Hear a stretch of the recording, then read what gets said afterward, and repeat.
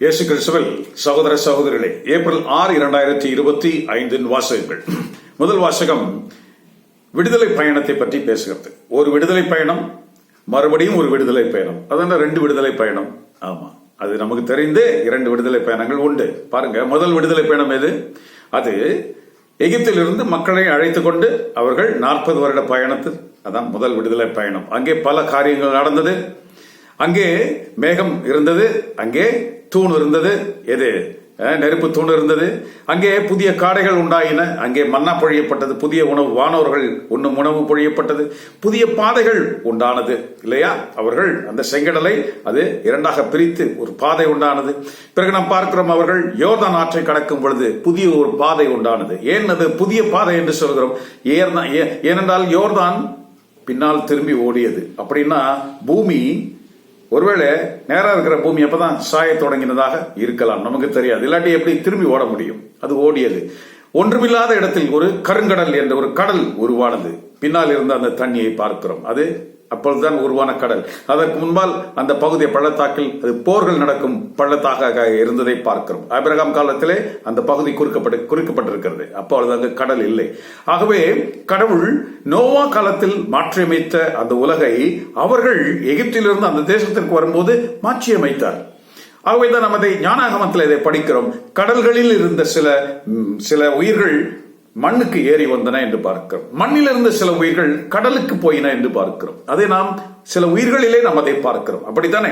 எல்லா மீன்களும் மூச்சை விட்டு அது கடலில் உள்ள தண்ணீரிலே மூச்சு விட்டு கொண்டு. திமிங்கலம் பாருங்க, மேல வந்து மூச்சு விட்டுட்டு தான் கீழே போனோம். ஆமை பாருங்க, மேல வந்து மூச்சு விட்டுட்டு தான் அது கீழே போனோம். இப்படி சில காரியங்கள் அங்க உண்டு. ஜீல், அந்த கடற் பசு, இப்படி சில காரியங்களை நம்ம பார்க்கிறோம். யானையை தூக்கி தண்ணியில போட்டா அழகா நீந்தி போகிறத பார்க்கிறோம். இப்படி முதலைகளை பார்க்கிறோம், நீர் யானையை பார்க்கிறோம், நிலத்தில் உள்ளது நீரிலே இருக்க விரும்புகிறதை பார்க்கிறோம். இப்படி சில காரியங்கள் எல்லாம் பார்க்கிறோம். இது இப்படித்தான் என்று நமக்கு சொல்வதற்கு இல்லை. ஆனால் அந்த வாசகம் என்ன சொல்கிறது? நீரில் இருந்தவை நிலத்திற்கு சில ஏறி வந்தன, நிலத்தில் இருந்தவை நீருக்குள் போய் வாழ்ந்தன என்று சொல்லுகிற காரியத்தை பார்க்கிறோம். இதெல்லாம் கற்பனை அல்ல, இதெல்லாம் வேதத்தில் நமக்கு சொல்லப்பட்டிருக்கிற வார்த்தைகள். கடவுள் மாற்றியமைத்த நேரம், உலகை மாற்றியமைத்த நேரம். ஆகவே புதிய பாதைகள் உண்டாயின என்று பார்க்கிறோம். இன்று நிறைய பேர் செங்கடலில் போய் நின்று இந்த பகுதியில தான் அவர்கள் கிராஸ் பண்ணிருக்கணும் அப்படின்னு சொல்லி சொல்றதை பார்க்கிறோம். நமக்கு தெரியாது. ஏனென்றால் அவர்கள் மாறின பிறகு உலகம் மாறி இருக்கிறது. ஆகவே பழையவற்றை போய் தேட முடியாது இல்லையா? நந்தவனத்தை, அதாவது இன்பவனத்தை போய் இப்பொழுது தேடிக்கொண்டிருக்க முடியுமா? முடியாது. ஏனென்றால் அது உலகம் முதலில் இருந்தது, கடல் சுற்றி இருந்தது, நிலம் மட்டும் இருந்தது. இந்த காலம் என்ன ஆயிற்று? நோவா காலத்திற்கு பிறகு அது மாறி போனதை பார்க்கிறோம். கடல் பூமிக்குள்ளும் அங்குமிங்குமாக இருக்கிறதை பார்க்கிறோம். கண்டங்கள் உருவாயிருக்கிறதை பார்க்கிறோம். இயேசுவின் காலத்திலே அது 2ஆம் முறையாக, அவர்கள் அங்கிருந்து வரும்பொழுது 2ஆம் முறையாக மாற்றியமைக்கப்பட்டதாக வேதாகம் நமக்கு சொல்லுகிறது. இப்பொழுது 3ஆம் முறையாக மாற்றியமைக்கப்பட போகிறது இயேசு கிறிஸ்துவின் 2ஆம் வருகையின் பொழுது. இந்த முதல் வாசகம் நமக்கு சொல்லி தருகிறது. வித்தியாசமா இருக்கா கேட்கறதுக்கு? பைபிள் அதுதான், பைபிள் அது இருக்கு. பாருங்க, அதனுடைய ப்ரூவ்ஸ் எல்லாம் நம்ம இன்னைக்கு பார்க்கலாம். பாருங்க, முதல் வாசகம் இசாயாசகமம் அதிகாரம் 43 வசனங்கள் 12 21. இசாயாஸ்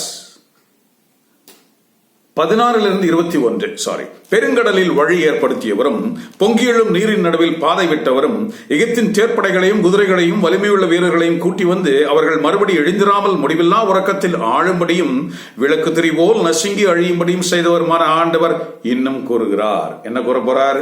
முதல்ல எப்படி ஆயிடுச்சுன்றத சொல்லிட்டார்.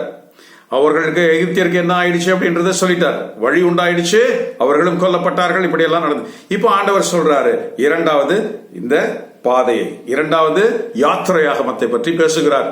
இது பாருங்க, இதோ நாம் புதியன செய்கிறோம், இப்பொழுது அவை தோன்றும், நீங்களும் காண்பீர்கள்.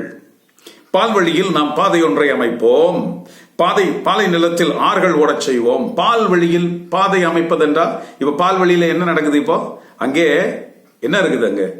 அங்கே அந்த கால்வாய் இருக்கிறது இல்ல, கல்ஃப் இருக்குது பாருங்க. இப்ப அங்கே பாதை அமைப்போங்கிறார். நமக்கு புரியுதா? ஏதாவது பாதை அமைப்போம், பால்வழியில் பாதை அமைப்போம். இன்னொரு பாதையை பற்றியும் அவர் சொல்லிவிட்டார். அது நம்ம எசேக்கியேலில் பார்க்கலாம், 11ஆம் அதிகாரத்தில் பார்க்கலாம் அது என்ன பாதை என்று. இதை படித்து விடுவோம். காட்டு மிருகங்களும் குள்ள நரிகளும் தீக்கோழிகளும் நம்மை மகிமைப்படுத்தும். ஏனெனில் தேர்ந்து கொள்ளப்பட்ட நம் மக்களின் தாகம் தீர்க்க பால்வழியில் நீர் சுரக்க செய்வோம். 2 ஆறுகளை அங்கு அவர் தோன்ற செய்ய போகிறார். இருக்கிற ஆறு வத்தி போகும், வேற ஒரு ஆறுகளை அவர் தோன்ற செய்ய போகிறார். வேற வாசகங்கள் நம்ம படிக்கிறவங்களுக்கு இது புரியும். பாலை நிலத்தில் ஆறுகள் புறப்பட செய்வோம், நமது மகிமையை பரப்பும்படி நமக்கென்றே இந்த மக்களை உண்டாக்கினோம். இது ஆண்டவரின் அருள்வாக்கு. இறைவா உமக்கு நன்றி. பாருங்க, ஒரு யாத்ராகமம் முடிஞ்சு 2வது யாத்ராகம், மிராக்கிள்ஸ் ஆஃப் தி நியூ என்னது எக்ஸோடஸ் என்று நம்ம இதை படிக்கிறோம். அப்போ புதிய மிராக்கிள்ஸ் என்ன நடக்க, பழைய மிராக்கிள்ஸ் அப்படி எல்லாம் நடந்துச்சு, அவர்கள் வரும்பொழுது என்னென்னமோ நடந்துச்சு. அப்ப புதிதாக என்ன நடக்க போகிறது இதை சொல்லிட்டார். அப்போ இது எங்க நம்ம பார்க்கிறோம்? நம்ம சொன்ன இசையாஸ் 11:16. அதுக்கு முன்னாடி நம்ம பார்க்கிறோம் திருவெளிப்பாடு 21:5. அரியணையில் அமர்ந்தவர் இதோ நான் அனைத்தையும் புதியனவாக்குகிறேன் என்றார். திருவெளிப்பாட்டில் பார்க்கிறோம். சம்பந்தமா இங்க பார்க்கிறோம். ஏசாயா ஏற்கனவே அறிவிச்சிருக்கிறார். கிறிஸ்து வருவதற்கு 700 ஆண்டுகளுக்கு முன்பாக அதை அறிவித்தார். என்ன அறிவித்தார் பாருங்க, எகிப்து நாட்டிலிருந்து இஸ்ராயல் மக்கள் வந்தபோது எவ்வாறு அவர்களுக்கு வழி உண்டானதோ அவ்வாறே அவர் மக்கள் எஞ்சினோர் வருவதற்கு அசீரியாவிலிருந்து நெடுஞ்சாலை ஒன்று அமைக்கப்படும். அசீரியா பகுதியில் இருக்க சிரியா நெடுஞ்சாலை, வாட் இஸ் நெடுஞ்சாலை? அமைக்கப்பட்டுடுச்சு. எப்ப பட்டுச்சு? நம் காலத்தில் தான் அமைக்கப்பட்டது. நாம் இதெல்லாம் உணராமல் இருக்கிறோம் பாருங்க. அசீரியா அப்ப இவர்களுக்கு இந்த நாடே இல்லாமல் போயிட்டு கிறிஸ்துக்கு பிறகு 70 ஆண்டுகளில் எல்லோரும் உலகம் புற சிதறிக்கப்பட்டார்கள் என்று நமக்கு தெரியும். ஆகவே அவர்கள் எப்பொழுது சேர்க்கப்பட்டார்கள் என்பது நமக்கு தெரியும். நம் சுதந்திரத்திற்கு அடுத்த வருஷம் அவர்கள் ஒரு சுதந்திர நாட்டை அவர்கள் அறிவித்தார்கள். அங்கு ஒரு நாடு உருவாயிற்று என்று தெரியும். இதற்கு பிறகுதான் இந்த பாலை நிலங்கள் எல்லாம் அதே வேறு நிலங்களாக மாற்றப்பட்டது என்று தெரியும். அவர்கள் எப்படியெல்லாம் அதை மாற்றி இருக்கிறார்கள் என்று பார்க்கிறோம். இப்போது புதிய வழிகள் உண்டாயிருக்கிறதை பார்க்கிறோம். ஆண்டவர் சொன்னது இங்க செய்யறாரு. சிரியாவிலிருந்து ஒரு நெடுஞ்சாலை அமைக்கப்படும் சொல்றாரு. எப்ப நடந்தது தெரியுமா? 1973 வருஷம் இந்த நெடுஞ்சாலை போடப்பட்டாச்சு, ஓபன் பண்ணாங்க. அப்ப பண்ணோம். இப்போ 2 மாசத்துக்கு முன்னால நம்ம இதை பத்தி கேள்விப்பட்டிருக்கிறோமா? இந்த வார்ல Golan Heights that is the சிரிய நெடுஞ்சாலை, இந்த போடப்படும் சொன்ன அந்த நெடுஞ்சாலை. இந்த கோலன் ஹைட்ஸை இப்ப இஸ்ரேலர்கள் கைப்பற்றி இருக்கிறார்கள். What is that? அவர்கள் வர வேண்டும், அவர்கள் மக்கள் வருவதற்கு ஆண்டவர் தயார் செய்கிற அந்த ஒரு காரியத்தை பார்க்கிறோம். பாருங்க, நம்ம பார்க்கிறோம். அவங்க என்ன சொல்லுவாங்க? அவர்கள் அரபிக் மொழியில குனித்ரா கிராசிங் என்று சொல்வார்கள். ஆங்கிலத்தில் தட்ஸ் a border crossing என்று சொல்வாங்க. அப்படித்தான் அவர்கள் சிறியர் கைகள் அது இருந்தது. இப்பொழுது கோலன் ஹைட்ஸ் என்ன சொல்லப்படுகிற இஸ்ரேலினுடைய அந்த அதை குறிப்பிடும் அந்த பகுதி இவர்கள் கைக்கு வந்திருக்கிறது. பாருங்க, இப்ப இந்த நெடுஞ்சாலை போட்டாச்சு. இப்ப அடுத்தது ஒண்ணு சொல்றாரு பாருங்க, இசையாஸ் அதே இதுல நம்ம பார்க்கிறோம். அப்போ இங்க பாருங்க 11:5 பார்க்கிறோம், எகிப்து நாட்டின் வளைகுடாவை முற்றிலும் வற்றச் செய்வார். இப்ப நம்ம முதல் வாசல் என்ன படிச்சோம்? அங்கே என்ன வழி உண்டாகும்? அப்ப வழி உண்டாகணும் என்ன செய்யணும்? வளைகுடா வற்ற செய்யணும். சுயஸ் கால்வாய் என்று படிக்கிறோம் இல்ல? சுயஸ் கால்வாய், சுயஸ் கெனால், சுயஸ் கால்வாய் தானே இப்ப போடப்பட்டிருக்கிறது. அப்ப சுயஸ் என்ன சொல்றோம்? அதை வங்காள சாரி தட் இஸ் என்ன சொல்றோம் நம்ம? அதை கோலன் ஹைட்ஸ், நம்ம இதை குனித்ரா கிராசிங் நம்ம பார்த்தோம். அதுக்கப்புறம் நம்ம இதுல படிக்கிறது அசிரியாவில் நெடுஞ்சாலை போடப்படும். நம்ம பார்க்கிறது அது என்ன சொல்றோம்? அது ஒரு வளைகுடா என்று சொல்கிறோம் இல்லையா? வளைகுடா என்று சொல்கிறோம். அந்த கடலுக்கு வளைகுடா என்று சொல்கிறோம். அந்த கடலை வளைகுடா என்று சொல்கிறோம். ஏனென்றால் அது எகிப்தையும் அரபு தேசத்தையும், அது எகிப்தை நீட்டமா பிரிக்குது, அரபு தேசத்தை பிரிக்குது. அதுக்கு மேல நம்ம பார்க்கிற இந்த ஜோர்டான், அப்புறம் அதுக்கு மேல இஸ்ராயல் இருக்கு, அதுக்கு மேல லெபனான் இருக்கு, சிரியா இருக்கு, இப்படி எல்லாம் பகுதிகள் எல்லாம் அது அப்ப பார்க்கிறோம்ல. அப்போ எகிப்தின் அந்த நதியை அவர் வற்றச் செய்வார் என்று பார்க்கிறோம். இந்த வளைகுடாவை அவர் வற்றச் செய்ய போகிறார் என்று பார்க்கிறோம். எப்படி வற்றச் செய்ய போகிறார்? தன் காற்றை அவர் கைகளின் வழியாக அதை வீசி, தன் வெப்ப காற்றை வீசி அதை வற்றச் செய்து 7 கால்வாய்களாக அதை மாற்றுவேன் என்று சொல்கிறார். இது எப்ப நடக்கும்? இது இன்னும் சரியா நடக்கல. ஒரே ஒரு ஆறு அங்க போடப்பட்டது. எதற்காக? இப்பொழுது அதன் வழியாகத்தான் இந்த சுயஸ் கெனால், அது அந்த மத்தியதரை கடலையும் இந்த கருங்கடலையும் அந்த கெனால் அதை இணைக்கிறதாக பார்க்கிறோம். இப்பொழுது உலகத்தின் மொத்த பெரிய வியாபாரங்கள் எல்லாம் அதன் வழியாக அது நடந்தேறுகிறதை பார்க்கிறோம். பாருங்க, 7 வழிகளை ஆண்டவர் உண்டு செய்ய போகிறார். ஆனால் அது எத்தகைய வழிகளாக இருக்கும்? செருப்பு போட்டுட்டு மக்கள் அதுல நடந்து போவாங்க என்ற அளவுக்கு அது வற்றி போகும். செருப்பு போட்டுட்டு நடந்து போகலாம், ஒன்னும் ஆகாது அப்படின்ற அளவுக்கு அது வற்றி போகும். இதெல்லாம் இதெல்லாம் ஆண்டவர் எப்பொழுது செய்வார்? இரண்டாம் வருகை நடக்கும் பொழுது இதெல்லாம் நடக்கும். ஏன்? வெப்ப காற்று. ஏனென்றால் இந்த உலகு வெப்பத்திற்கு, அதாவது இந்த நெருப்புக்கு இரையாக வைக்கப்பட்டிருக்கிறது. பவுல் நமக்கு சொல்றார், பீட்டர் நமக்கு சொல்றார், இரண்டாம் வருகையில அதுதான் நடக்கும். பாருங்க, இந்த நேரத்தில் இதெல்லாம் நடந்துடும். இதெல்லாம் டக்குன்னு நடக்கும், இதெல்லாம் வேகமா நடக்கும், உடனே நடக்கும். பாருங்க, இதெல்லாம் ஆண்டவர் சொல்லி இருக்கிற காரியம். இங்க பாருங்க, அப்ப நம்ம இதுல பாருங்க, விசேஷ 43 பார்க்கிறோம். பள்ளத்தாக்குகள் எல்லாம் நிரவப்படுக, மலை குன்று யாவும் தாழ்த்தப்படுக, கோணலானவை நேராக்கப்படுக, இதெல்லாம் நடக்க போகுது. நம்ம ஏற்கனவே இது ஒரு பதிவு நம்ம போட்டிருக்கிறோம். நமக்கு நீங்க பார்த்துருந்தீங்கன்னா தெரியும். பாலைவனம் பசுஞ்சோலை ஆகிறது என்ற அந்த ஒரு பகுதி நம்ம இதுல பார்க்கலாம். விசேஷ 65:18 நாம் படைக்கப் போவதை குறித்து நீங்கள் என்றென்றும் அகமகிழ்ந்து அக்களிப்பீர்கள். ஏனென்றால் இதோ நாம் எருசலேமை அக்களிப்பாகவும் அதன் குடிமக்களை மகிழ்ச்சியாகவும் படைக்க போகிறோம் என்ற ஒரு பகுதியை பார்க்கிறோம். இதெல்லாம் இந்த வாசகத்துல இரண்டாம் பகுதியாக இருக்கிறது. முதல் பகுதி அது ஒரு அந்த பாலைவனத்திலிருந்து அவர்கள் வந்து சேர்ந்த முதல் யாத்திரை, அது யாத்திரை ஆகமம். இரண்டாவது ஒரு ஆகமம் எழுதப்பட போகிறது. இரண்டால் உலகெங்கும் பிரிந்திருக்கும் அந்த மக்கள் ஈஸியா உள்ள வந்து சேர்றதுக்கான இந்த வழிகள் எல்லாம் தயாரிக்கப்பட்டுவிடும். இயேசு கிறிஸ்து அங்கிருந்து அரசாட்சி செய்ய போகிற அந்த ஒரு காலம். எதற்காக இது இந்த வாசகம் இருக்கிறது பார்க்கலாமா? We'll go to second reading, then we'll go to gospel. அருளப்படுத்திய நற்செய்தி அதிகாரம் 8 வசனங்கள் 1 முதல் 18. விபச்சாரத்தில் பிடிபட்ட பெண். சம்பந்தமே இல்லாம இருக்கா? எப்படி சம்பந்தமான வாசனம் பாருங்க. விபச்சாரத்தில் பிடிபட்ட பெண். இந்த பெண்ணை நாம் இந்த வீடியோஸ் எல்லாம் பார்க்கிறோம், நிறைய காரியங்கள்லாம் கேள்விப்பட்டிருக்கோம். இயேசு நின்று கொண்டிருப்பார். அப்பொழுது ஒரு பெண் ஓடி வந்து இயேசுவோட அடைக்கலம் தேடுற மாதிரியும் அவர்களை துரத்தி கொண்டு ஒரு 5-6 பேர் கற்களை எடுத்துக்கொண்டு வந்து இதை கல்லால் அடிக்கிறது. இதை என்ன சொல்றீங்க கேட்கறதுக்கு அவர் நின்ற நேரத்திலே நின்று அவருக்கு தன் காலால் அவர் அந்த மண்ணை அவர் வரைவார், எழுதுவார், அவருடைய பாவங்கள் எல்லாம் இப்படி எல்லாம் நம்ம நிறைய கேள்விப்பட்டிருக்கிறோம். இது மாதிரி எல்லாம் காரியங்கள்லாம் இது வித்தியாசமா இருக்கும். ஆனா நற்செய்தியில் அப்படி இல்லை. அவர் அமர்ந்து இருந்தார், அந்த பெண் தேடி வரவில்லை, அந்த பெண்ணை அவர்கள் அழைத்து கொண்டு வந்தார்கள். ஓகே, வேற விதமான ஒரு அர்த்தங்களை கொண்டது. படிக்கலாம் 1-11. ஓகே. விடியற் காலையில் அவர் கோவிலுக்கு வர மக்கள் எல்லாரும் அவரிடம் வந்தார்கள். அவர் அமர்ந்து அவர்களுக்கு போதிக்க தொடங்கினார். விபச்சாரத்தில் பிடிபட்ட பெண்ணொருத்தியை மறைநூல் வல்லுநரும் பரிசேயரும் கொண்டு வந்து அவர் நடுவில் நிறுத்தி, போதகரே, இப்பெண் விபச்சாரத்தில் கையும் மெய்யுமாக பிடிபட்டால் இப்படிப்பட்டவர்களை கல்லால் இருந்து கொள்ள வேண்டும் என்று மோயிசன் நமக்கு கொடுத்த சட்டம், நீர் என்ன சொல்கிறீர் என்றனர். கையும் மெய்யுமாக என்றால் அப்பொழுது இந்த சட்டம் என்ன? இந்த மாதிரி பிடிபடுற பெண்களுக்கு 2க்கு அதுக்கு மேல சாட்சிகள் இருந்தாதான் அது ப்ரூஃப், இல்லாட்டி அது ப்ரூஃப் இல்லை. அப்ப இங்க என்ன ஆயிடுச்சு? நிறைய பேர் பிடிச்சிட்டாங்க, கையும் மெய்யுமாக பிடிச்சிட்டாங்க, ஆன் ஸ்பாட்ல பிடிச்சிட்டாங்க. நோ மோர் சாட்சி ரெக்குவயர்மெண்ட். அப்ப இங்க என்ன நடக்கும்? உடனே கல்லால் எறிய வேண்டியதான சட்டம் இருக்கு, முடிச்சுடலாம். அவங்க பிடிச்சது யாரு? மறைநூல் அறிஞர்கள். அவங்களுக்கு மேல அங்க யாரு இருக்கா? யாரும் இல்லை பாருங்க. அப்ப இவங்க எல்லாம் கொண்டு வராங்க, பரிசேயரும் கொண்டு வராங்க. எப்பவுமே அடுத்தவங்களை சாகடிக்கிற வேலை இவங்க வேலை தானே. சரி, வந்து நின்று இப்ப அவர் என்ன சொல்றாரு? இயேசுவை சோதிக்க அவர்கள் கேட்டார்கள். ஏன் இயேசுவை சோதிக்க கேட்டார்கள்? ஏனென்றால் இயேசு கடவுளுடைய மோயிசனுடைய அந்த கட்டளைகளை பலவற்றை மாற்றி சொல்லி இருந்தார். அப்படித்தானே? ஒரு கண்ணை அடிச்சா இன்னொரு கண்ணை மட்டும் அடிச்சுட்டு விட்டுறா, முகத்தையே சேதப்படுத்தாத அப்படின்னு ஆண்டவர் சொல்லி கொடுத்திருந்தார். ஒரு பல்ல உனக்கு காயப்படுத்தி இருந்தா போய் அவன் மூஞ்சியை உடைக்காதடா, ஒரு பல்லு தானே, இன்னொரு பல்ல உடைச்சுக்கூடா போதுண்டா அப்படின்னு சொல்லி கொடுத்தேன். ஏன்? காட்டு மிராண்டிகளாக இருந்தவர்களை அவர்கள் மனிதராக மாற்றினார். இயேசு கிறிஸ்து மனிதர்களை என்ன மாற்றார்? தெய்வங்களாக, தேவர்களாக, விண்ணகத்துக்குரியவர்களாக மாற்ற பார்க்கிறார். ஆகவே என்ன சொன்னார்? அப்படி இல்ல, இன்னும் கொஞ்சம் மேலவா, ஒரு கணத்துல இருந்த இன்னொரு கணத்தை காட்டிடு, மன்னிச்சிடு, விட்டுடு, அவனுக்கு நல்லதை செஞ்சிடும். ஒரு கல் தொலைவு ஒன்று கூப்பிட்டா போ, 2 கல் தொலைவு போ, மேலாடையை கேட்டா உள்ளாடையும் கொடுத்துடு. அவங்க நிறைய ஆடை போட்டிருப்பாங்கல்ல அப்போ, ஏன்னா because there the cold country, நிறைய ஆடைகள் போட்டிருக்கிறாங்க. அப்போ அந்த மாதிரி எல்லாம் ஆண்டவர் சொல்லி கொடுத்தாரு. அதெல்லாம் நீ இப்படி சொன்னிய, இதுக்கு என்ன சொல்ற பார்க்கலாம், சொல்லு பார்க்கலாம். இதை என்ன சொல்லிடுவ நீ? கல்லால் அடிக்கலாமா வேணாமா? இப்ப ஆண்டவர் என்ன சொல்லிருக்கணும்? அடி, இல்லாட்டி வேணாம், விட்டுடுன்னு சொல்லிருக்கணும். ஆண்டவர் புதுவிதமா ஒண்ணு சொன்னார். என்ன சொன்னாரு? வந்தவர்களை அவர் சிந்திக்க அழைத்தார். பாரு என்ன செய்யற. என்ன சொன்னாரு? எவன் ஒருவன் பாவி இல்லையோ, உங்களில் எவன் முதல்ல கல்லடி அப்படின்ட்டார். உங்களுள் எவன் என்ற பாவம் இல்லையா, அவன் முதலில் கல்லெறியட்டும் அப்படின்ட்டார். இங்க என்னாச்சு தெரியுமா? பெரியவர் முதல் சிறியவர் வரை அடிக்கவில்லை பேர் இங்க வருது பாருங்க. ஏன் அப்படி வருகிறது? உங்களில் பாவம் இல்லாதவன் முதலில் அவள் மேல் கல்லெறியட்டும் என்றார். மீண்டும் குனிந்து தரையில் எழுதலான அவர் சொன்னதை கேட்ட முதியவர் தொடங்கி ஒருவர் பின் ஒருவராக அவர்கள் போய்விட்டார்கள்.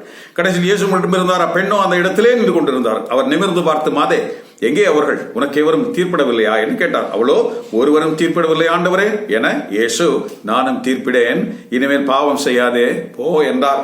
இது கிறிஸ்துவின் நற்செய்தி. கிறிஸ்துவே உமக்கு புகழ். இங்க என்ன நடந்தது? ரொம்ப இம்பார்ட்டன்ட். கடவுள் இந்த இயேசு கிறிஸ்து இந்த பெண்ணை மன்னிச்சுட்டாரானா? இல்லை, மன்னிக்கவில்லை. ஒரு ரிலீஃப் கொடுத்தார். ரிலீஃப். மன்னிக்கவில்லை. மன்னிச்சுட்டாருன்னா மன்னிச்சுட்டான் போன்னு சொல்லணும். ஏன்னா இயேசு பல பேரை மன்னித்து விட்டார் இல்லையா? நம்ம நிறைய புதுவைகளில் படிக்கிறோம். உன் பாவங்கள் மன்னிக்கப்பட்டன, சமாதானமாய் போன்னு சொன்னார். அந்த வார்த்தையை இந்த பெண்ணு மேல சொல்லல. அவரு சொல்லல. இன்னைக்கு நிறைய பேர் விபச்சாரிகளாக இருக்கிறார்கள். நிறைய விபச்சாரங்கள் நடந்து கொண்டிருக்கிறது. கிறிஸ்தவர்கள் பக்திமான்கள் என்று சொல்லிக்கொண்டு விபச்சாரம் செய்கிறவர்கள், யாருக்கும் தெரியாம சூப்பரா பண்றவங்க நிறைய பேர் இருக்கிறாங்க. இவர்களுக்கு இன்று கொடுக்கப்படுகிற இந்த ஒரு வாசகம் அது மட்டுமல்ல, உண்மையான விபச்சாரம், உண்மையான கடவுளை மறந்து சிலை வழிபாடு செய்வது, அதுதான் முதல் விபச்சாரம். ஆண்டவர் பல இடத்துல அதை சொல்லி சுட்டி காண்பிச்சிருக்கிறாரு. சிலைகள் பின்னால் நடக்கக்கூடாது. எரேமியாஸ் 5:10. அதனால எந்த பிரயோஜனம் இல்லைன்னு சொல்றாரு. அப்படிப்பட்டவர்கள் விபச்சாரிகள் என்று சொல்கிறார். அவர்கள் கன்றுக்குட்டிகளை செய்த போது ஆண்டவர் கோபித்துக் கொண்டு, போ அந்த விபச்சார தலைமுறையை போய் பார், அவர்கள் உண்ணவும் குடிக்கவும் அமர்ந்தார்கள் என்று சொல்கிறார். அந்த களியாட்டக்காரர்களை போய் பார் என்று சொல்கிறார். இதான் விபச்சாரத்தின் தன்மை. விபச்சாரம் என்பது குடியாட்டம், களியாட்டம் எல்லாம் சேர்ந்ததுதான் அந்த விபச்சாரம்.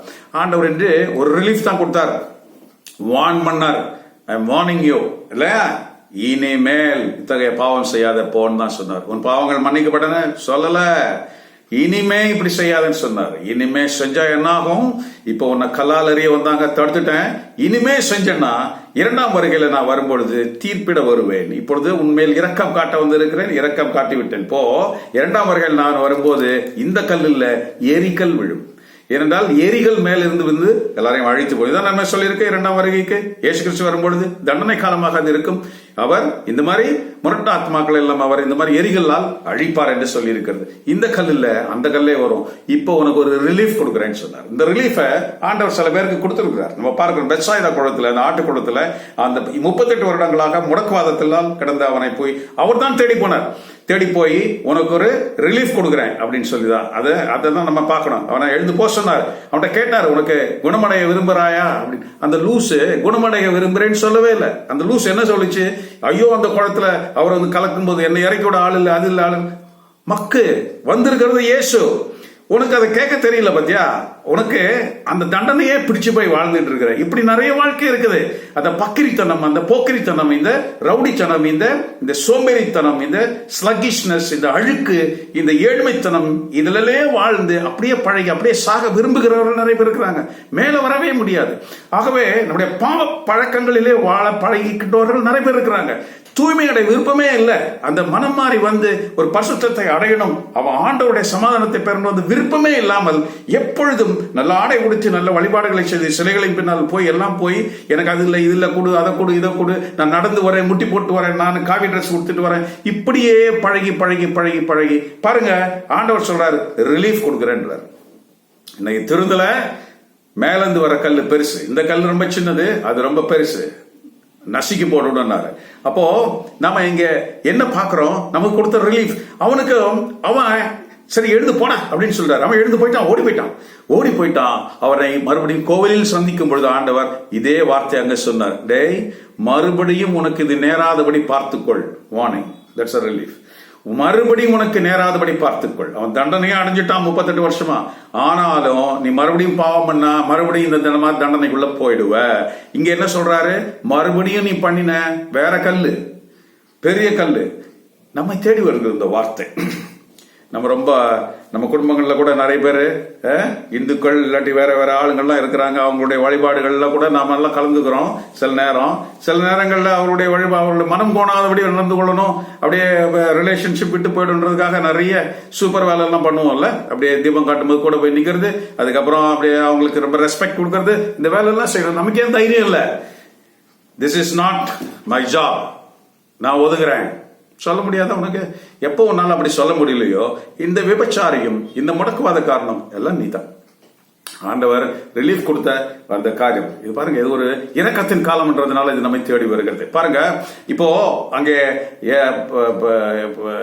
யாரு சகேவிஸ் வீட்டுக்கு போய் ஆண்டவர் ரிலீஃப் கொடுக்கல, அங்க போய் மன்னிப்பு கொடுத்தாரு. இந்த வீட்டுக்கு மீட்பு உண்டாயிட்டார். ஏன்னா அவன் ஆண்டவரை தேடி தேடி தேடி தேடி அலைஞ்சு கடைசியில் அவன் கண்டுபிடிச்சான் மரத்துல ஏறி.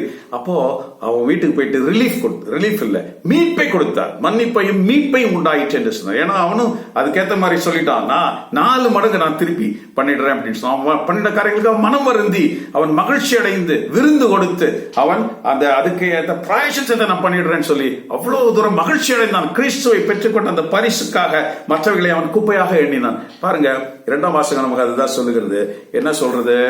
பிலிப்பியர்கள் திருமுக அதிகாரம் 3 வசனங்கள் 8 முதல் 14 படிக்கலாம். 8 முதல் 14. என் ஆண்டவராம் இயேசு கிறிஸ்துவை அறிதலாகிய ஒப்பற்ற செல்வத்தின் பொருட்டு அவையெல்லாம் இழப்பு என கருதுகிறேன். யாரு? குள்ளன் தான் சொன்னான்ல, அதெல்லாம் குப்பை, அதெல்லாம் இழந்து போச்சு, நான் 4 மடங்கா திருப்பி கொடுத்துடுறேன், ஏன்னா ஆண்டவரை நான் பெற்றுக்கொண்டேன். பாருங்க, அப்போ இந்த 2வது யாத்திரை அவர்களுக்கு, ஏனென்றால் அவர்களை ஒரு அடையாளமாக ஆண்டவர் வைத்திருக்கிறார். நமது யாத்திரை எங்கே? நாம் 2வது ஒரு யாத்திரையை ஆரம்பிக்க வேண்டும். முதல் யாத்திரை என்ன? கிறிஸ்துவை அறிந்து கொள்ளும் வரை இருக்கிற ஒரு யாத்திரை.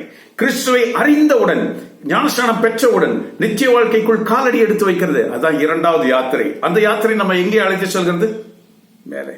பாருங்க, அப்போ அவர் பொருட்டு நான் அனைத்தையும் இழந்து விட்டேன், கிறிஸ்துவை ஆதாயமாக்கிக் கொள்ளவும் அவரோடு ஒன்றிச்சிருக்கவும் எல்லாவற்றையும் குப்பை என கருதுகிறேன். பவுல் சொல்றாரு, அவரை விட்டுட்டாரு. 2வது யாத்திரை ஆரம்பிச்சது அவர் சொல்றாரு. பாருங்க, இறைவனுக்கு ஏற்புடையவனாகும் தகுதி எனக்கு சொந்தமா இல்லை, திருச்சட்டத்தால் இறைவனுக்கு ஏற்புடையவன் ஆகாத நிலையில் கிறிஸ்துவின் மேலுள்ள விசுவாசத்தினால் தான் இறைவனுக்கு நான் ஏற்புடையவன் ஆக முடியும். அந்த ஏற்புடையமோ கடவுள் அளிக்கும் கொடை இப்படின்னு சொல்ற பவுல் கடைசியில் அது என்ன சொல்றார்? தொடர்ந்து நான் ஓடுறேன் அப்படின்னு சொல்றார். தொடர்ந்து இந்த ஓட்டத்தில் இருக்கிறேன், கடந்ததை மறந்துவிட்டு முன்னிருப்பதை என் கண்முன் கொண்டு பரிசு பெற வேண்டி இலக்கை நோக்கி முனைந்து ஓடுகிறேன். கிறிஸ்து இயேசுவுக்குள் என்னை கடவுள் மேலுலகுக்கு அழைத்து செல்வதே அப்பரிசு. இதான் 2வது யாத்திரை. ஒரு கிறிஸ்தவன் செய்ய வேண்டியது மேலுலகிற்கு அழைத்து செல்வது, அதுதான் என்னுடைய பரிசு. அதான் குள்ளனும் அந்த மனிதனும் சொன்ன அந்த ஒரு காரியம்.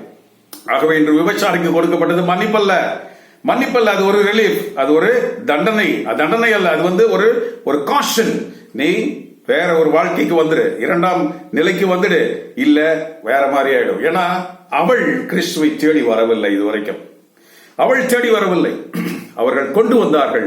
அவள் ஒருவேளை மன்னிப்பு கேட்டிருந்தா ஆண்டவர் கொடுத்திருப்பார். அவள் கேட்கவே இல்லையே, அவனும் மன்னிப்பு கேட்கவே இல்லையே, யாருமே மன்னிப்பு கேட்கலையே. கூனி ஒருத்தி இருந்தா, கூனி. அப்போ கூனி ஆண்டவர் கூப்பிட்டு, உன்னுடைய டைம் முடிஞ்சிச்சு, நீ இனிமே நிமிர்ந்து நடமா அப்படின்னு சொன்னார். படிச்சிருக்கிறோமா பைபிள்ல? அவன் நிமிர்ந்த ஆண்டவரை போற்றினாள் என்று பார்க்கிறோம். அங்கேயும் மன்னிப்பு இல்லை, அந்த தண்டனை முடிந்து அடுத்த ரிலீஃப் கொடுக்கப்பட்டது. அடுத்த சான்ஸ் அந்த வாழ்க்கைக்கு உள்ளே அவள் போகின்றாள். மறுபடியும் அவள் காரியங்கள் எல்லாம் பண்ணினா திரும்பியும் போன வேண்டியதுதான். சகோதரர்கள், நம்ம எப்படி இருக்கிறோம்? நம்ம வாழ்க்கை எப்படி இருக்கு? நம்ம யோசிக்கலாமா? நம்முடைய 2வது சான்ஸ்ல நம்ம எப்படி இருக்கிறோம்? எதை நோக்கி வாழ்கிறோம்? நாம் புதிய பாதை அங்கே ஓபன் ஆயிடுச்சு. அது ஒரு இந்த உலகுக்கு கொடுக்கப்பட்ட அடையாளம். பழைய பாதைகள் இருந்ததை போல புதிய பாதைகள் உருவாக்கப்பட்டு விட்டது, நம் கண்முன் நடந்திருக்கிறது. ஆகவே இந்த வளைகுடாவும் அது தீர்த்து, அது பாதைகள் உருவாகி மக்கள் திருப்பி அழைத்துக் கொள்ளப்பட்டு அங்க வருவார்கள். நமக்கு இருப்பது வேறொரு வாழ்க்கை. நாம் அதுதான் நமக்கு பீட்டர் நமக்கு சொல்வார்ல, 2:9, நீங்களோ தேர்ந்தெடுக்கப்பட்ட இனம், அரச குருத்து திருக்கூட்டம், இறைவனுக்கு சொந்தமான மக்கள், இருளில் நின்று வியத்தகு ஒளிக்கு அழைத்த இறைவனின் புகழ்ச்சிகளை அறிவிப்பது உங்கள் பணி. நமக்கு அதல்ல, நம்முடைய பணி அறிவித்து மேலே செல்வது. கிறிஸ்துவின் சமாதானம் நம்முடைய இருப்பதாக. ஆமென்.